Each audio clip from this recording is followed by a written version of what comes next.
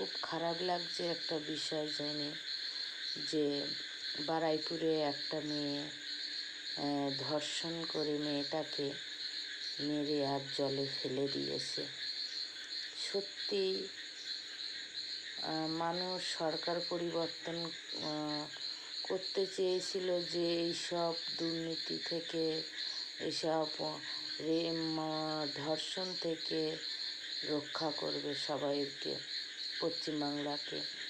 তো 2 মাসে আজকের যে সরকার এসেছে 2 মাসে 13টা রেপ হয়ে গেছে অলরেডি।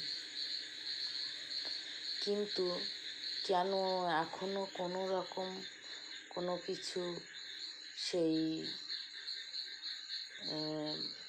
কোনো কিছু এখনও সেই আইন তৈরি হয়নি।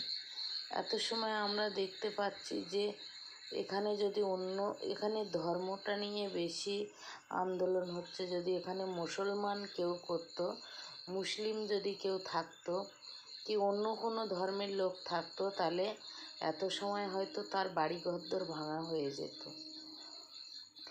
এবং তাকে এত সময় এনকাউন্টারও করা হতো। কিন্তু এখানে বেশি দেখতে পাচ্ছি ধর্ম দেখে বিচার করছে।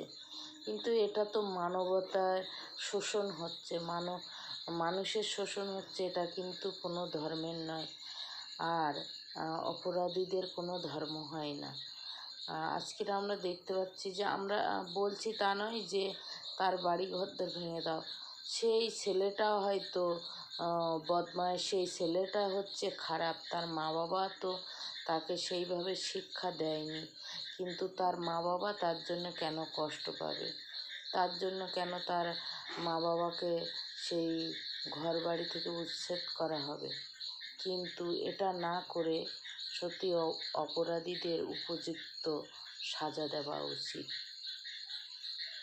আর এই বাচ্চা মেয়ে, বাচ্চা হোক আর বড় হোক, যেভাবে মানে শিকার হচ্ছে, এইসব দরিন্দার যেভাবে শিকার হচ্ছে, একদম উপযুক্ত সাজা দেওয়া উচিত তাদের। সত্যি আমরা ধর্ম দেখে নয়, মানবতার খাতিরে বিচার করা উচিত। ধর্ম দেখে বিচার করা উচিত নয়। আজকে সেই অভয়ার মা কাকিমা কোথায়?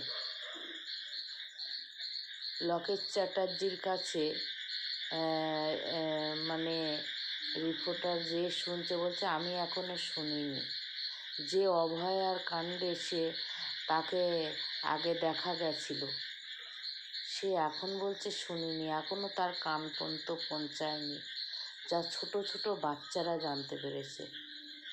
এরা কেমন মানুষ? এরা কেমন রাজনীতি, কেমন পলিটিক্স বাজি এরা? আজকের সত্যি মানুষকে অবাক লাগে শুনলে যে এরা মানে কিভাবে গিরগিটির মতো রং পাল্টায়। আজকে অভয়ার মা কাকিমা, তাকে দেখা যাচ্ছে না। তার সন্তানের জন্যে, আজকের এই পরিস্থিতির জন্যেও সে বলছে আমি রাজনীতিতে এসেছি।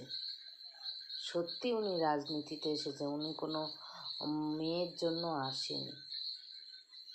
আসলে ওনার কাছে এত সময় খবরটা পৌঁছে যেত এবং উনি এত সময় রাস্তায় নেমে পড়তেন। তো সকলকে সত্যি বলবো একটাই কথা, যে আপনারা হিন্দু মুসলমান করবেন না, হিন্দু মুসলমান করবেন না। আপনারা বিশেষ করে ওই পরিবারের পাশে দাঁড়ান। আমরা সবাই আছি, সবাই ওই পরিবারের পাশে দাঁড়ানো উচিত, যাতে এরকম আর কোনো সন্তান না হারায়, কোনো মায়ের, কোনো বাবার সন্তান না হারায়। তাই সবাইকে বলবো আপনারা শেয়ার করুন ভিডিওটি। ধন্যবাদ।